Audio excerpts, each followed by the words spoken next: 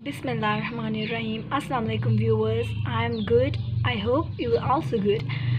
Previous lectures में हमने पढ़ा था प्रेजेंट के कितने टाइप्स होते हैं और उसके अलावा हमने प्रेजेंट डेफिनेट पढ़ा था और इसके अलावा हमने पढ़ा था प्रेजेंट कॉन्टीन्यूस, फिर हमने प्रेजेंट परफेक्ट पढ़ा था और आज हम पढ़ेंगे प्रेजेंट परफेक्ट कॉन्टीन्यूस टेंस। ठीक है। First of all we will read about identification, पहचान। इसमें उर्दू के जुमलों के आखिर में ता रहा है, ती रहे हैं और ते रहे हैं वगैरह आता है, या फिर रहा है, रही है, रहे हैं वगैरह आता है।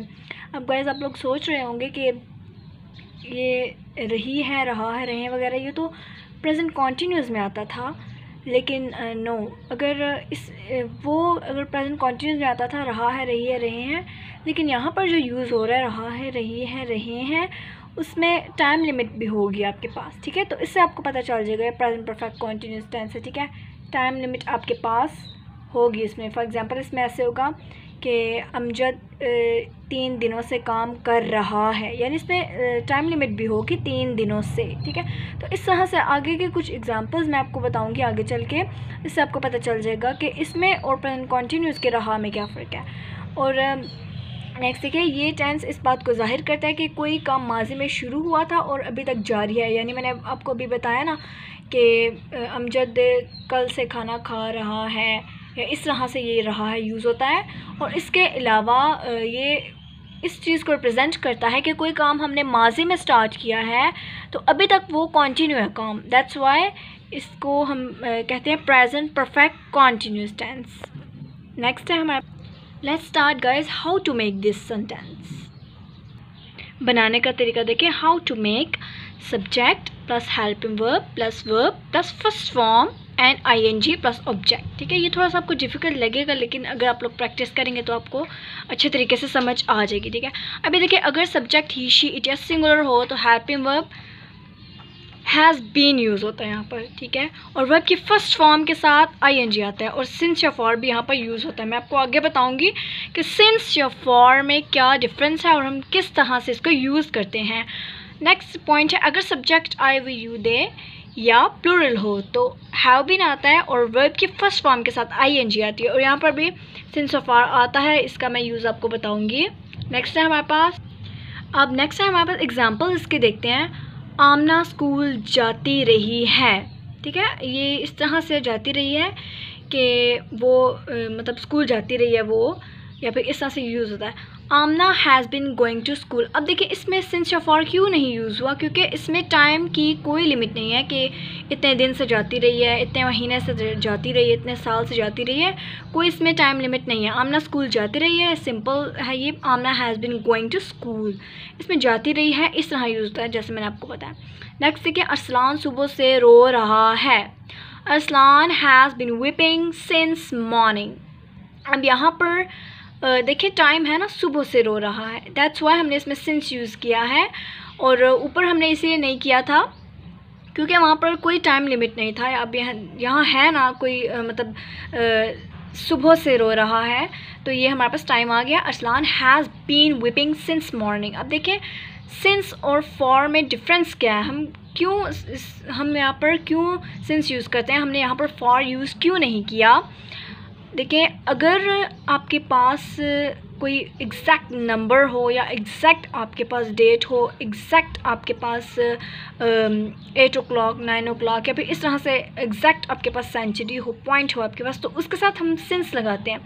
ठीक है, जिसका हमें पता ना हो कि वो काम कब स्टार्ट हुआ है। ठीक है, और लेकिन वो उसके काम ख़त्म करने का हमें पता हो, लेकिन हमें ये ना पता हो कि कब स्टार्ट हुआ था काम, एग्जैक्ट हमें इससे नहीं पता होता।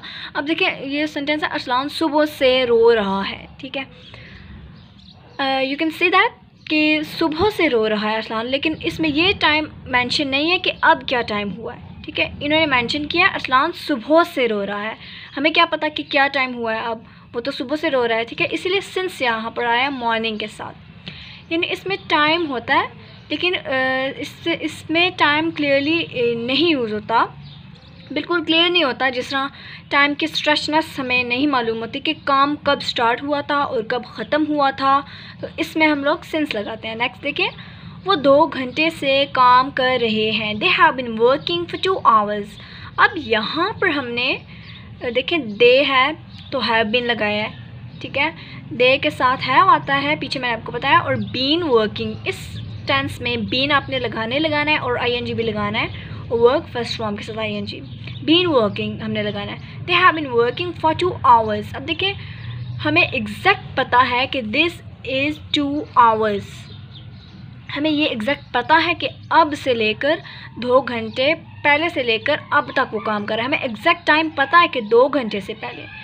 तो अब जब एग्जैक्ट हमें टाइम पता हो तो हम लोग वहाँ पर फॉर यूज़ करते हैं, ठीक है। फॉर हमने यहाँ पर यूज़ करना है।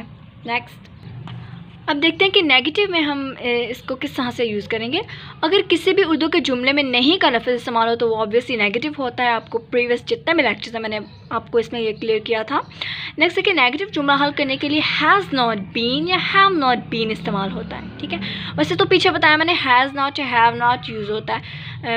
As you can see that it is negative tense, so हम लोगों ने हैज़ नॉट बीन यहाँ पर लगाना है और हैव नॉट बीन लगाना है, हैवंट बीन भी कह सकते हैं, यहाँ पर ये लगाना है। और इसके साथ हमने फर्स्ट फॉर्म लगानी है और आईएनजी भी हमने इसके साथ लगाना है। This is important. अगर सब्जेक्ट ही शी इट या सिंगुलर हो तो हैज़ नॉट बीन और फर्स्ट फॉर्म के साथ वर्ब के फर्स्ट फॉर्म के साथ आईएनजी का इस्तेमाल करते हैं। अगर subject I we you they हो या प्लूरल हो तो हैव नॉट बीन यूज़ होता है, ठीक है। अब प्लूरल है तो हैव आता है इसके साथ, और नॉट बीन क्योंकि ये नेगेटिव है इसलिए हमने यहाँ पर लगाया है। अब देखिए इसके साथ हम लोगों ने हैव नॉट बीन तो लगाना है, फिर उसके बाद हम लोगों ने फर्स्ट फॉर्म लगा के वर्ब की आईएनजी लगाना है। एग्जांपल कुछ देखते हैं, आपको सही क्लियर हो जाएगा यहाँ से। वो सुबह से अखबार नहीं पढ़ रहे हैं। They haven't been reading newspaper since morning. अब देखिए हमें पता है मॉर्निंग है जो सुबह से।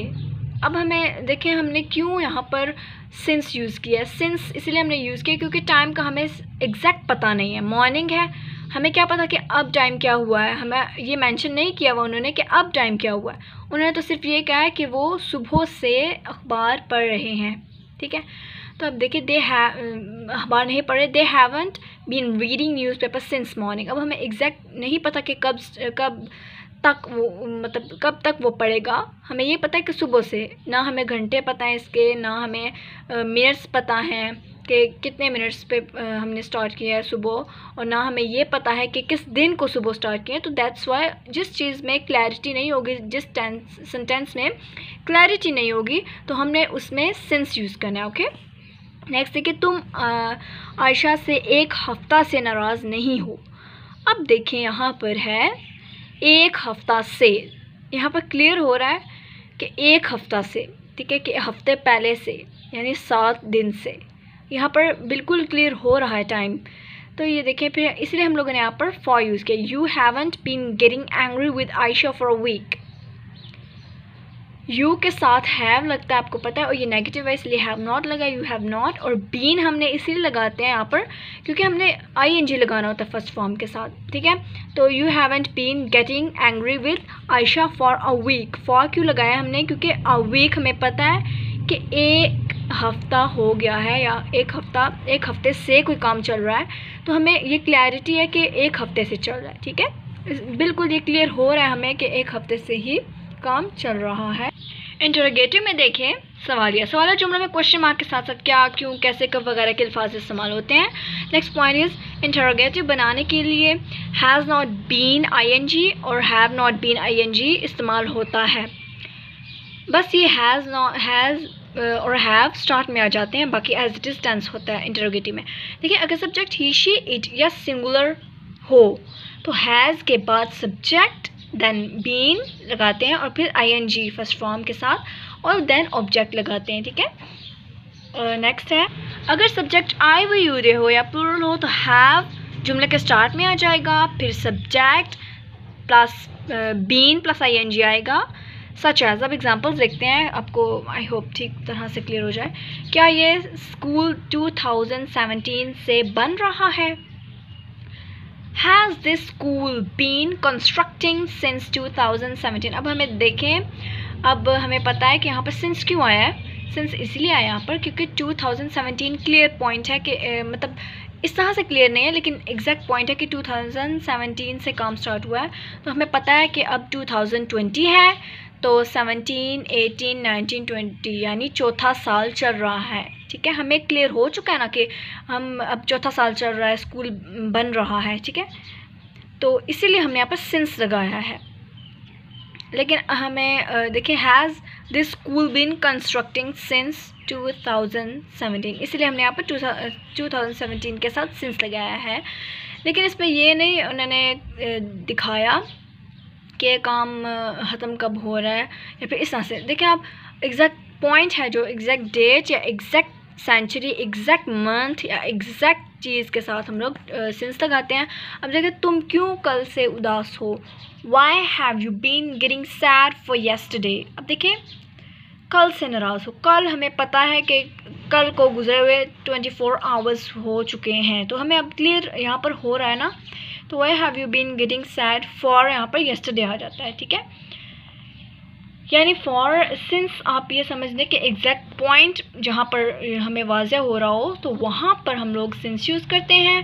लेकिन जहाँ पर हमें स्ट्रेचनेस टाइम की ड्यूरेशन मालूम हो रही हो, ड्यूरेशन उससे ज़ाहिर हो रही हो, तो उसमें हमने सिंस यूज़ करना है। ठीक है, मसलन 1970 से हम वो काम करें, 1980 से वो हम काम कर रहे हैं, 9 o'clock से हम वो काम करें, तो ये यहाँ पर मतलब क्लियर हो जाता है कि कब से स्टार्ट हुआ है काम, तो इनके साथ सिंस लगता है। नेक्स्ट देखें आप,